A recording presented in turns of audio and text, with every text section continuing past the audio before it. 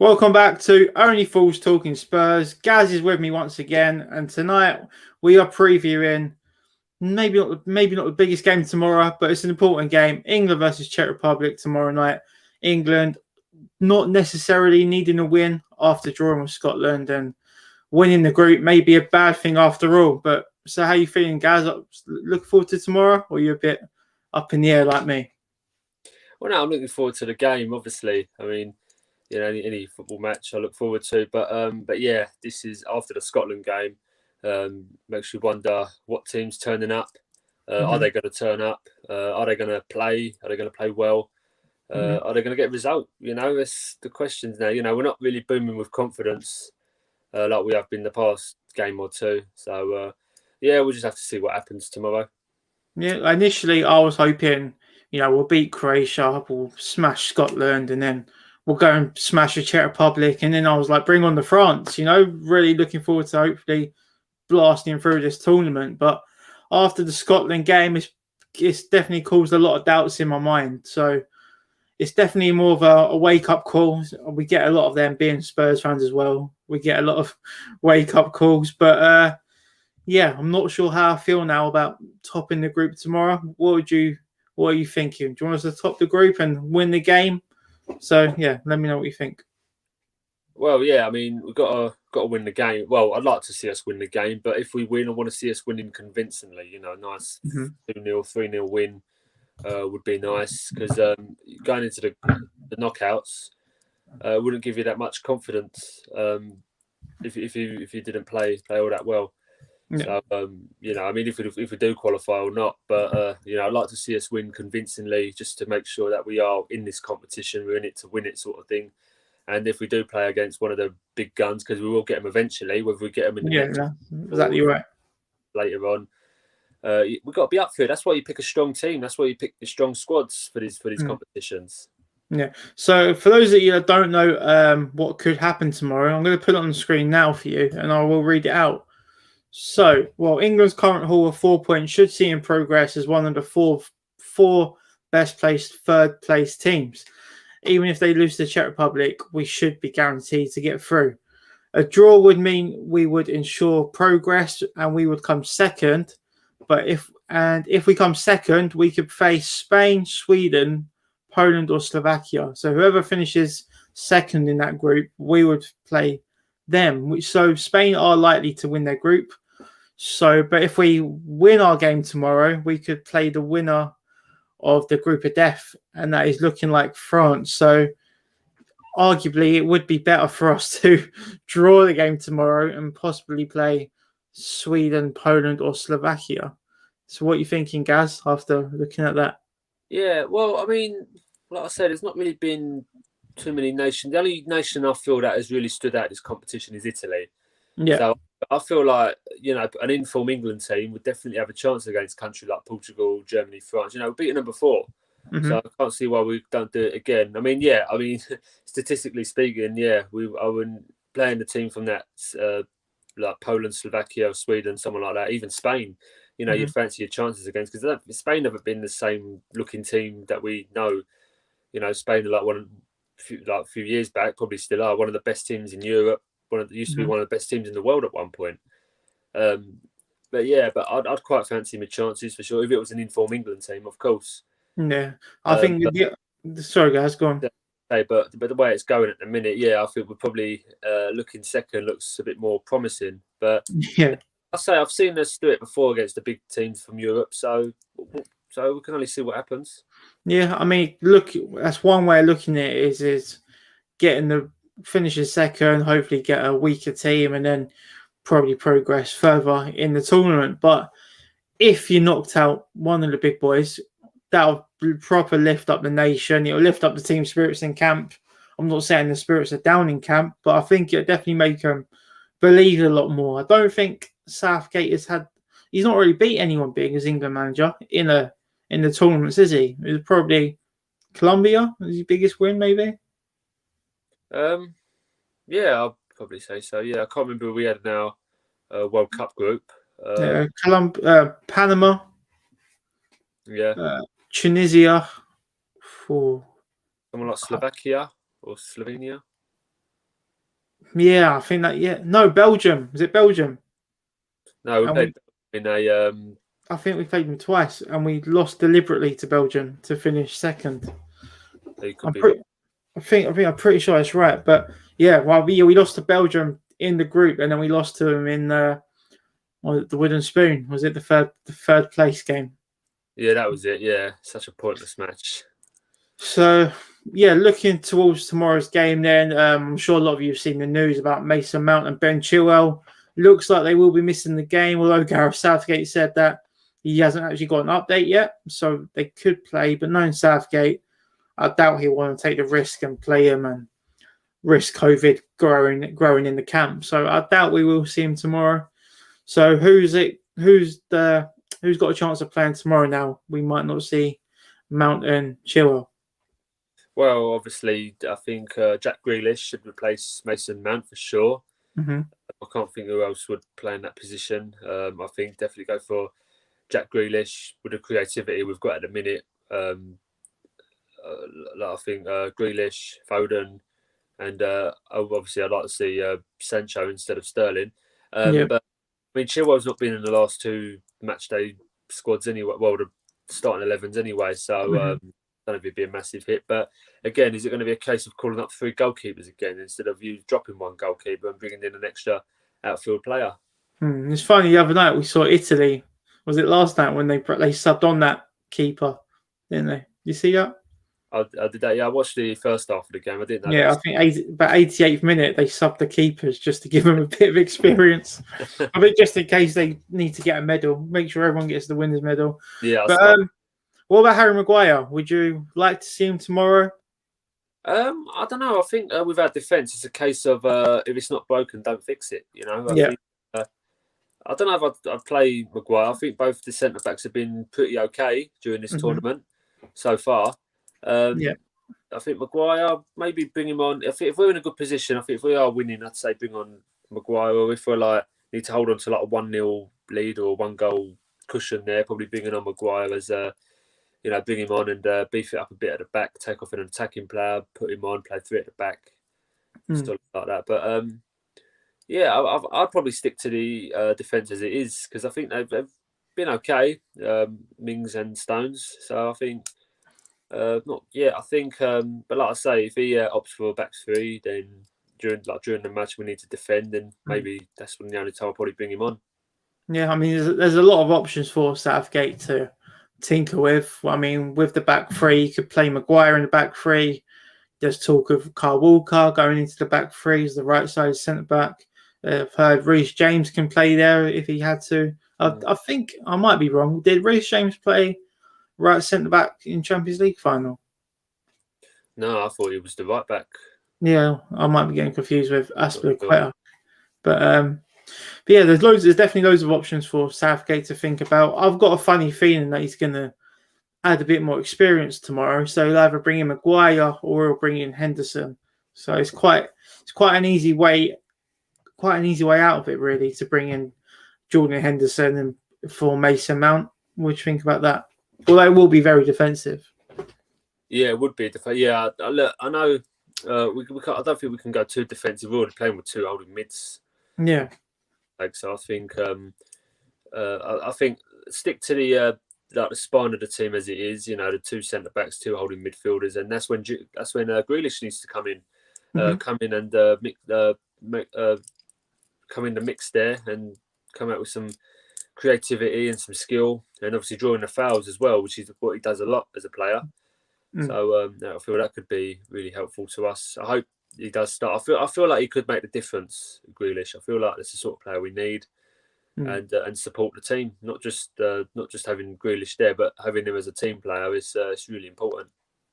I do like Grealish and Foden. Massive fan of both of them.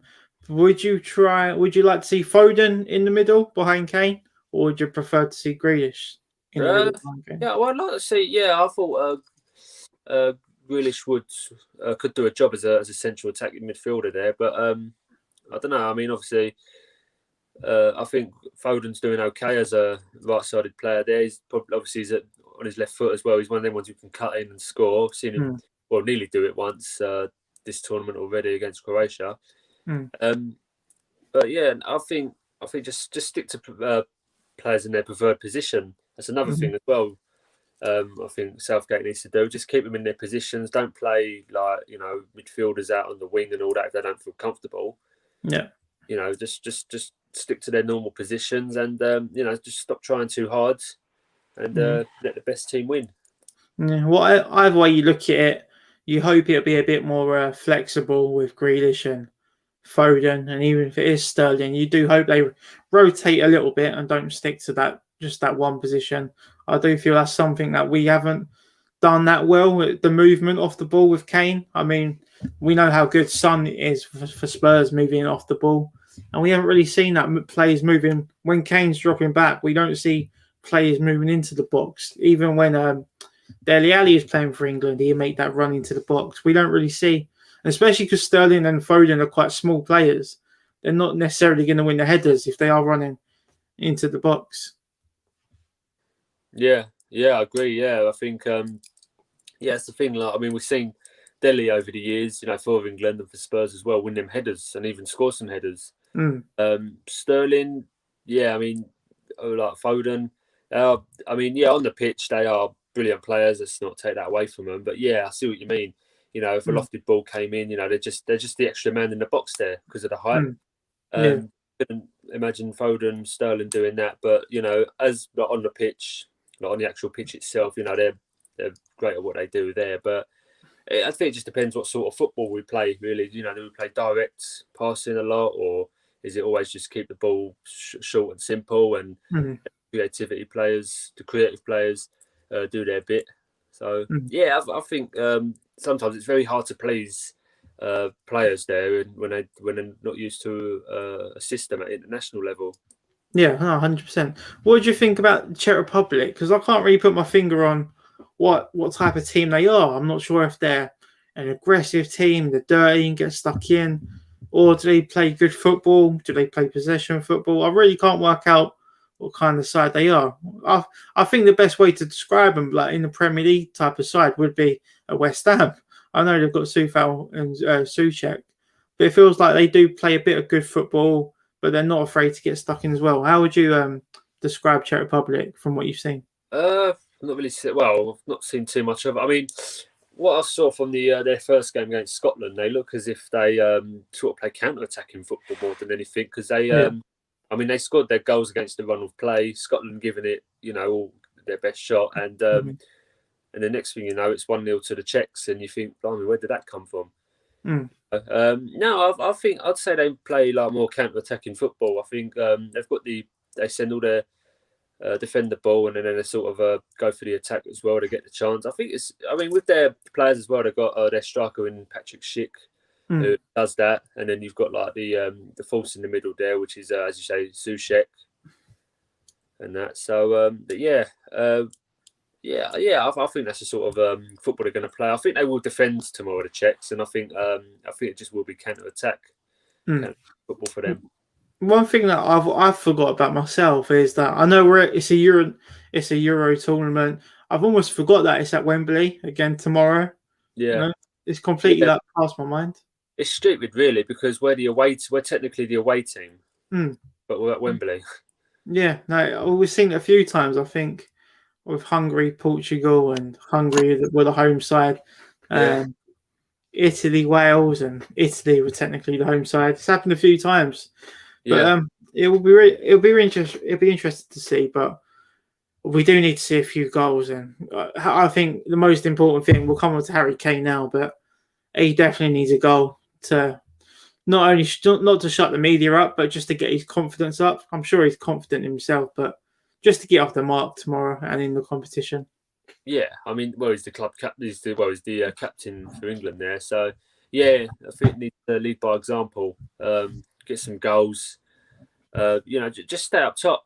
I think we'll see how it is. I mean, like I say, if Grealish does start tomorrow and does provide that service that Kane needs, I think them two could probably work well together. And I think we could start seeing some more goals. We need to. We need some. Yeah, we do need to score. I mean, not necessarily Kane. I think everyone else should all kind of chip in as well. yeah, I mean, it's been slow in the old goals department as well, let alone performances and things like that. But yeah, like I said, I would like to see us win tomorrow. I would like to see us win convincingly as well. If it's a case of play for the draw, finish second, and get the easier teams, if you like, or scrape a 1-0 victory or scrape a 2-1 victory, you just think, nah, that's the point. Yeah, that's the thing. You'd rather win 3-0 or just draw 0-0 or 1-1. Let Harry get his goal. But like I say, if you are going to win, make it a convincing win. Make it look like you're up for this competition, and make it look like you want to play against the big boys if or when you do come up against them. Yeah, Adam has said this. Adam said, "Could that be our problem? Are we feeling too much pressure playing at Wembley?" Which is a good point, really. What do you think? Could be, yeah. I think it's in our backyards. I mean, we haven't had. I can't remember the last time we had a competition, and it was in the backyard. I mean, we had the World Cup that was in '66. That was here in England, and then we had the Euros 96. Yeah, that was England as well. But I don't know. I thought I would have seen it as a home advantage, but I don't know if there's such thing anymore. A home advantage. All the fans are in the stadiums as well. If we played at empty stadiums, would it have made a difference? Would it have helped us a bit more, or would it have made it worse? That's the thing. It's complete. I can't think of the right word, but it's such a random situation to be in. How you play almost a full Premier League season, no fans, go to an international tournament. Yeah, what you remember as well is that these England fans as well supporting rival teams. And we all need to join together as one. Forget your rivalries and start supporting the team that's out there. I mean, like us Spurs fans, obviously we need to cheer on Saka, and Arsenal fans cheer on Kane. West Ham cheer on Kane, and we cheer on Declan Rice as well.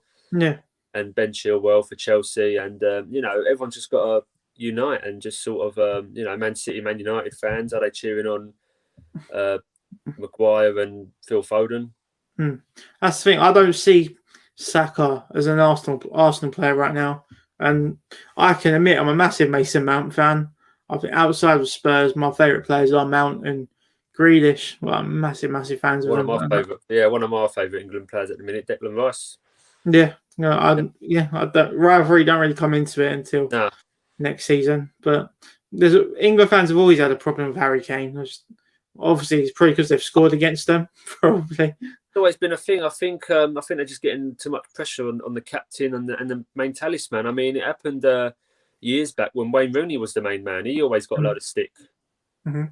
Rooney was the same.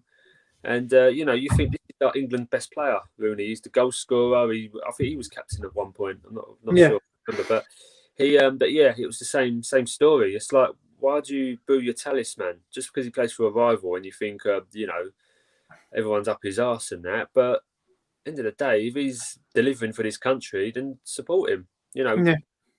Can't create miracles. We all know that. But, we're trying our best. We have good days. We have our off days. This is one thing that is a problem with the country. Is like we're not like a unit, are we? I mean, the fact that the media have all got on the hype about it being Harry Kane's fault and he should be scoring. Why isn't he performing? Is he distracted? And then for the press to talk about this Man City £100 million Harry Kane bid, why are they doing it tonight? Why are they all releasing this story tonight ahead of a big game tomorrow for the country? It's almost like they're trying to create any little remark or any reaction from England or Harry Kane. They're just trying to cause problems when there's no need right now. I'm 100% sure that Harry Kane's not even thinking about the move to Man City right now. He probably wants to go, but I'm sure he's more focused on the game tomorrow night. I think of course he's going to be focused on the game tomorrow for sure. I mean, I don't know. Do they read the media? Do you think these players? Do you think they read what's going on? Because some of them say, "Guys, I don't read the media," blah blah blah. But I'm sure they do. I'm sure they've seen on social media and everything about their futures and all that, and people making up or people mentioning stories. These stories might be months old. It might be so behind. But obviously, everything's just kept quiet, kept under wraps there. Yeah, that's exactly what I'm saying. Sometimes the timing of these stories just don't add up. I mean, why do they leak these stories at certain times when it's just not needed and just not necessary? Like if Sterling has a bad game tomorrow, I'm sure there'll be a bad story about him released the next day in the papers. Yeah, I don't know. Yeah, I don't know what the crack is with that, but it's like we have a bad couple of games, and then the whole country, the whole media, at least in this country, is all on our backs. I'm like, let them do the talking on the pitch.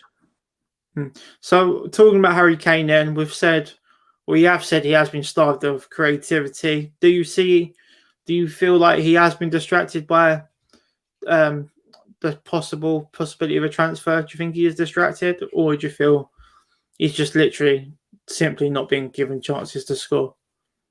It's a tough one, really. I mean, I would look at him and say, typically everyone's going to say he's distracted by the transfer news, the transfer stories about, wanting to go to Manchester City. I mean, we don't know how much of it is true. He might not have said that. He might not have said, I don't want to go to Manchester City. We just don't know. We don't know until we see him holding another team's shirt up saying he's signed. Then that's it. But I mean, the media make up any old story and make us fall for it. It's like this manager story at Spurs, for example. He was convinced we was getting Antonio Conte, and then Pochettino was returning, and then this Roma coach was coming in as well, and then it's just really, really gone to. Yeah. And then, I mean, was that genuine?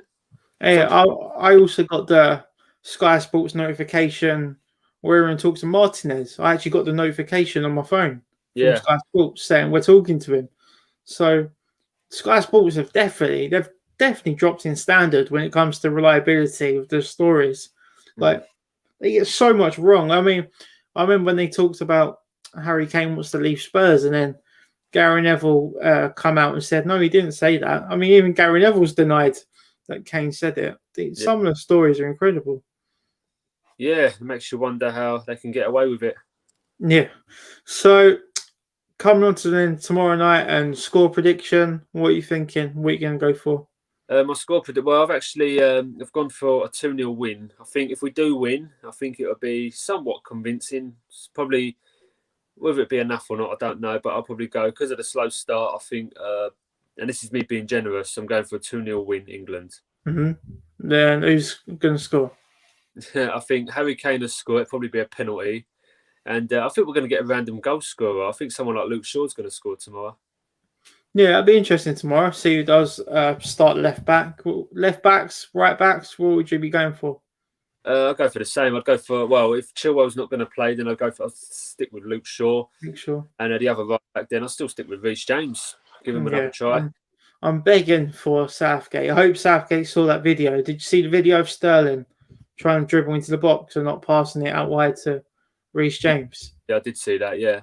I hope Southgate saw that, honestly. It made me angry, let alone Southgate. Yeah, I think, I'd like to see Jadon Sancho in the team tomorrow as well. Adam's gone for 1-1. So, Adam, who is scoring for England tomorrow? I mean, I'm sure he'll say Harry Kane. Let's see if he says something different. I think someone like Souček's going to score for the Czechs tomorrow. It'll either be Souček or Schick. Schick, yeah. I couldn't. Vidra's Czech Republic, isn't he? Yeah. That'll be an interesting one. Come on, Adam. Let's see what you say, mate. It's going to be a long name. It's going to be Dominic Calvert-Lewin. That's what he said. But for me, I think 0-0 or 2-2. Yeah. Knowing Southgate, I really don't think he wants to win it. Well, there you go. Adam has said same as Gaz Kane pen. Be interesting one tomorrow, but I think it's the only way we're going to score at the minute. These penalties. Yeah, that's the thing. We've not even had many fouls or anything around the box, have we? Not had much to sniff at. I think we had a Mason Mount free kick and a one Trippier free kick. I don't remember anything with Scotland. I mean, Kane had the shot blocked. No, I don't remember much against Scotland either. Goalkeeper was quiet. I think he had his defence to thank there, to be honest. But strange one. Don't know. We'll see. See what happens. It's a game we should be winning, but I've noticed in the last few World Cups and competitions we've always seemed to finish second. I remember I had a little mini flashback earlier. I remember when we was in the 2002 World Cup, and I think we had. I remember it. We had. It was in our group. We had Argentina, Nigeria, and France. Was it? No, it was in our group. I can't remember. 2002. That's a proper throwback. That is. I do. Yeah. I remember that Nigeria in our group. Yeah, I remember it. I can't remember if we won or drew the first match, and then we beat Argentina with a Beckham penalty. And the last game was against Nigeria when we drew 0-0 with them. And I think we finished second in that group there. It was Sweden. Sweden, yes, that was it, because that was a draw. That was years ago. The record went on for so many years that we didn't beat Sweden. Yeah, no, I remember that. Did you have the TV wheeled out in assembly? That was it, yeah. Oh, it feels years ago. I saw people on Twitter the other day said, "Oh, who remembers when they watched the England v Wales game at school when Daniel Sturridge scored?"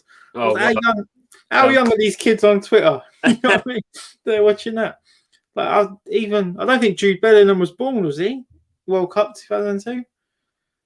Nah. If he's 17, that would make him what? Nah. I know players like Ryan Sessegnon was only 2 years old when that was happening.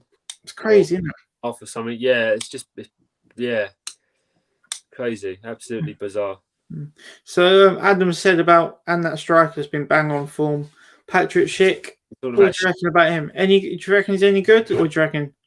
Well, do you know what? I've seen his record. He plays for Bayer Leverkusen. I've seen his record. He's not been brilliant for Bayer Leverkusen. I think they've had a pretty poor season themselves, but I think he's only scored like what? I mean, for a strike, like if he was the main man, like the main out and out striker, I think he's only scored like what 9 Bundesliga goals last season. I mean, for a striker, that's pretty poor. Who is the main man? Sorry for putting you on the spot, but I can't think who the main man is at Bayer Leverkusen. I can't think off the top of my head, but I know they've got Leon Bailey. Yeah, that's right. I remember Leon Bailey. I remember Javier Hernandez, of course, and then Kevin Volland. I think he was there when we played him. Yeah, could be right there. I think he's at. I think he went Monaco now. But yeah, believe so. Yes, you could be right. Yeah. As always, then we end it on a bit of a Spurs talk. So the main topic is Harry Kane, but not much to say about Harry Kane. Manager-wise, we saw the moves from TalkSport talking about Nuno Santos and Graham Potter. What's your thoughts on that? Do you know what? When Pochettino was sacked, I wanted Nuno Espirito Santo to actually take over the Spurs job, because it was the time Wolves were in a bit of good form, really performing week in, week out. They were a tough team to play against, you know, and even at Molineux, I think they had a pretty good record. I wouldn't have minded Nuno. I mean, last season, though, they looked a different team, Wolves. They just looked worse. They didn't look the same. I don't know if it's because of the injury. I had so many injuries to their good players, though. I mean, obviously, Jimenez was out. Johnny. Podence was out as well. And obviously losing like best players up. Matt Doherty was like best player for them, that right back. Come here, obviously not the same player we saw at Wolves, but I don't know. It looks like they just didn't replace him. They obviously got a new right back, but it looked like he couldn't do this. Oh, apparently he had a stinker the other night, didn't he? Semedo. Semedo, yeah, I heard, yeah.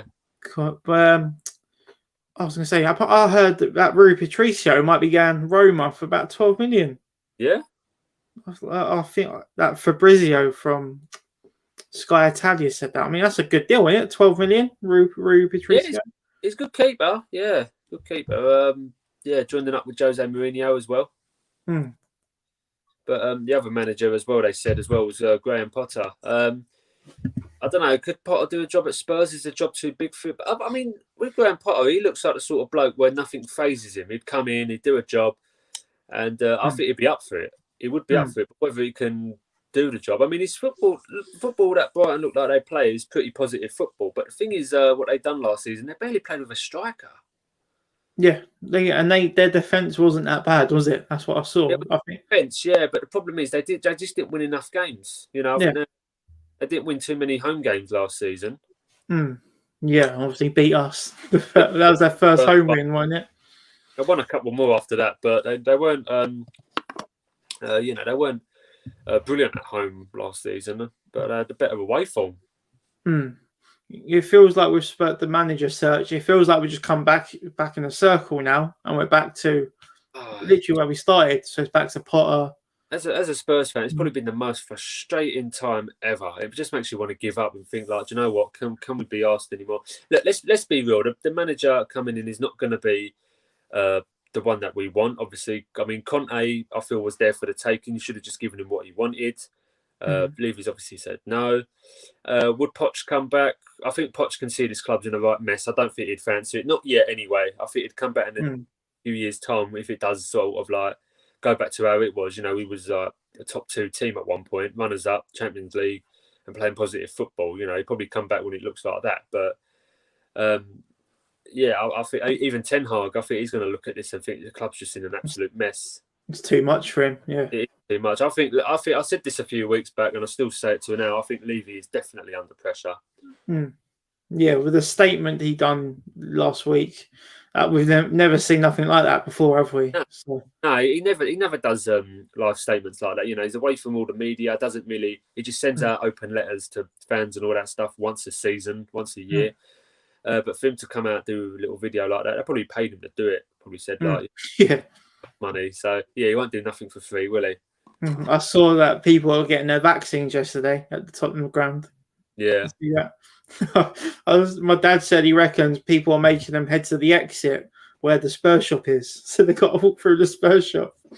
You can imagine You can imagine them all going in the Spurs shop after getting their vaccine. But, I mean, for any fan, it'd be nice to go, you get your jab, you pop into the Spurs shop after, just have a look around and all that. But yeah, that's just a typical Levy thing. That is typical Levy thing. I mean, if it was me personally, I'd rather go out the other way and go straight to chicken. Go chicken. Yeah. I tell you what, I think we must have started this podcast about a month ago now. We've done quite a few episodes, and I think the first episode we done was talking about who's the next manager going to be, and we were like, I reckon Pochettino on the Sunday. You were like Ten Hag on the Monday or whatever, and we're still in the situation. Wow, unbelievable, absolutely unbelievable. Yeah, it's just been really frustrating. We're not going to get, like I say, I think the next manager that comes in, he's not going to be a top manager. Scott Parker left his role at Fulham today as well, but apparently he's going to Bournemouth. It's a weird one. It's not a step up. It's almost a step across to me. What do you think? Yeah. I don't know. I think he's capable for a Premier League job. Probably not Spurs, but I think he's capable for a Premier League job. I think it'd probably suit a club like Everton. You know, get in as well. I think he'd do well there. I think even Wolves. I think Wolves he could do a good job there. I'd like to see that. That'd be a good little fit. I like Scott Parker. I'd like to see him manage a Premier League team again. But like sort of now, really, immediately. I'm not saying come to Spurs because again, it's just in a mess right now. And the next manager who does come in has basically got a job in his hands. But at the same time, if Levy sticks to his word and says that director of football will stick to footballing decisions without Levy there sticking his oar in, it might be a bit better. Yeah, live update from me dad. Denmark just gone 3-1 up with a screamer. Denmark need to win. Yeah, they need to win. They lost their last 2 matches, so they need to win this in order to keep their chances alive. And Denmark are obviously my dark horses this tournament as well. We'll go back to the sweepstake. I mean, I'm happy with Italy now. They look all right. Yeah, you've done all right there. I mean, my strong team at the minute is Belgium. I've got Russia. I don't know. I think Russia are playing now, aren't they? I believe that's who they're losing to, isn't it? Oh right. In that case, I think Russia are going out. They got win. They won the other. They won their other game. I think it was against Finland. Who's that? In Hungary. I tell you what, Hungary have played quite well. I've watched a couple. Hungary's the group of death. Yeah, but they drew with France. And I tell you what, they was unlucky not to get a result against Portugal. I know it was 3-0 and the goals came in like the 80th minute. That game, the 80th minute. But I tell you what, they've put up a good fight. They were in the game, weren't they? And they went 1-0 up, but it was offside. Yeah, I sort of replayed. It was well offside, miles offside. But they gave it a good go, and obviously against France as well. Probably not. I tell you what, these small nations are not pushovers anymore. Yeah, it makes you wonder about this Conference League. Are we going to get embarrassed when we go to Hungary and Budapest? I wouldn't fancy what Ben Davis and Lascelles, so they're going to get bullied, I reckon. I don't fancy it. Yeah, most probably. Yeah. But yeah, Dad, if you're in the chat, let us know. Oh, he's said enough. Yeah. Well, wow. There you go. We've got some live updates on the channel. Oh, wow. Blimey.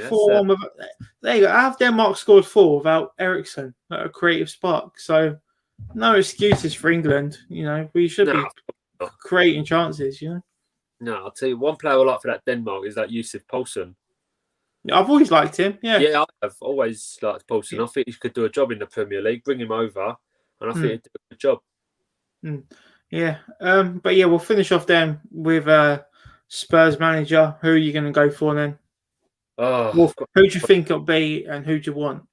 Who would I like? I think, given the current situation at the minute, I would like to see Ten Hag come in. I think he just fits that caliber that Levy's looking for. Someone that's going to use young players, someone who's going to use a tight budget. I think that's what Levy wants. I think the only problem with bringing Ten Hag in is that obviously he signed that 3-year contract extension and all that. But I think Ajax have only done that so they can get compensation out of it. Because I think Ajax are quite an open selling club. They would happily let their... Don't hold grudges, do they? Yeah. No, they just let someone to just come in and say, we want to take the manager. How much is it? They give him a price and say, if you pay that, you can have him. Simple as that. Because with Ajax, they can replace their managers easy. They can probably get an average manager and turn Ajax into a good team. Just got to follow their policy and it'll be done. I'm not saying I could do the job, but I think just a manager who don't do so well over here, but goes to Ajax and does a job there. Yeah, I mean we've got a good relationship with Ajax, with Ericsson, with Alderweireld, even Davinson Sanchez. I wonder if Davinson Sanchez could become a bit of a player under Ten Hag. Yeah, makes you wonder. I mean, obviously Alderweireld played at Ajax as well. I think a couple of young Ajax players could come to Spurs as well. Gravenberch could come. A few other young players. I know they keep chopping and changing all their youngsters a lot, but I think there's a Mexican, Edson Alvarez, another centre back. I think he plays. Yeah, I know who you're on about. Yeah, I think he's a good player. But realistically, I think we could end up with Nuno Espirito Santo. Yeah.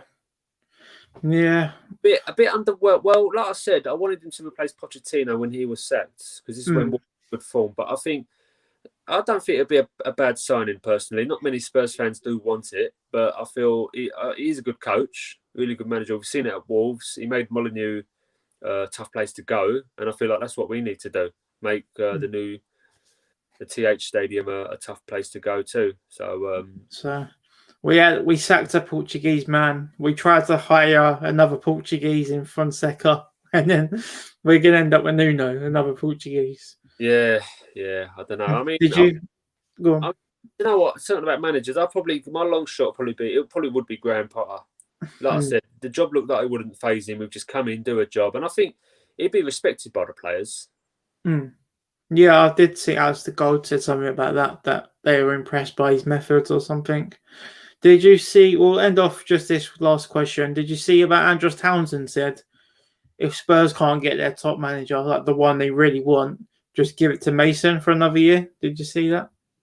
Yeah, I saw something like that. Yeah, I think, if you're seriously that hard up for managers, give it to someone like Ryan Mason. He looked like he was thrown in at the deep end. Look, you're 29 years old. He's the same age as me and you. Well, he's 30 years old now, but he's young lad, very inexperienced there, and I don't think he'd done a terrible job personally. I think someone could have come in. If it was me personally, I would have given the job to someone like Eddie Howe until the end of the season with the option of a 2-year contract. Yeah. I think. Yeah, I mean, don't get me wrong. I mean, it was nice to see Mason there. It was nice for Mason for himself to get the experience. But I think Eddie Howe, he would have been a manager with half a clue at least. He probably would have had an idea in the cup final as well. Yeah. The only thing with the Mason thing is that it almost ruins his reputation as a manager if it doesn't work out. A bit like what's happened to Frank Lampard.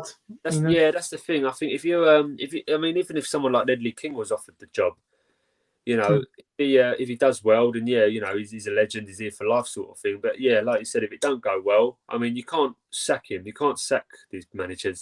You just got to ask him to step down. No, we've seen it with Sol Campbell as well. He's been dropping down the ladder, dropping down the leagues. He can't get a job now. I mean, he's useless. Don't get me wrong, but once you're sacked, it's hard to get a job again. I think I find the players, the managers around the world, like managers like Jurgen Klopp, for example, never played for a big team, never played for Bayern Munich, Bayer Leverkusen, and teams like that. He played for Mainz, I think. Yeah. Played for a club like Mainz, turned out to be such a good manager. But there's been so many managers like it. I mean, Pochettino played at Espanyol. Mourinho. PSG as well. Mourinho, I think Mourinho, he played for. I think he was a keeper, they said, didn't he? Or a centre back. Probably a centre back the way he manages, but like these small teams in Portugal. Centre Nuno Santo, he was a goalkeeper. Yeah, it's bizarre, isn't it? I mean, he played for Sporting Lisbon or someone like that. But I just find the better managers don't play for the top teams. I mean, Alex Ferguson, I think, played for Aberdeen. Yeah. I remember there was talk of Brad Friedel doing his coaching badges, and he wanted to become a manager. I think maybe he did become a manager in MLS.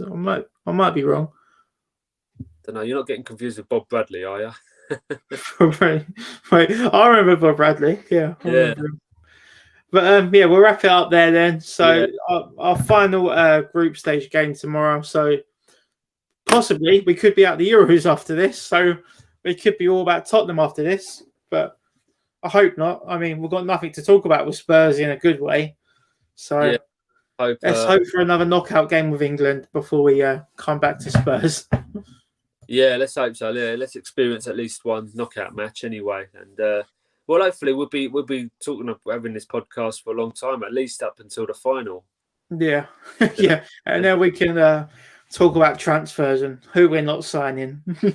Yeah, we can do a weekly roundup or something. Yeah, where we're talking about Leandro Damião and that's still going on, isn't it? Yeah, but anyway, guys, thanks for joining me, mate. Hopefully we'll win tomorrow night or draw. Hopefully perform well. That's the main thing. Yeah. As long as you perform well and actually look like you're going to try, then we might enjoy it a bit more. Yeah. All right, then. Anyway, guys, thanks for joining me, mate. And thank you for everyone that did tune in tonight. And we'll catch you on the next one. See you later. See you, Till. Bye. Bye-bye.